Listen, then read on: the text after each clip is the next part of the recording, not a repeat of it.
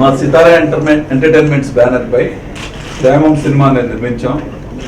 ఇది Malayalam super hit Premam remake. ఇది త్వరలో రిలీజ్ అవబోతుంది. ఈ సినిమా ఆడియో త్వరలో ఆదిత్య ద్వారా 1 week 2 weeksలో ఈ నెలలో రిలీజ్ చేయబోతున్నాము.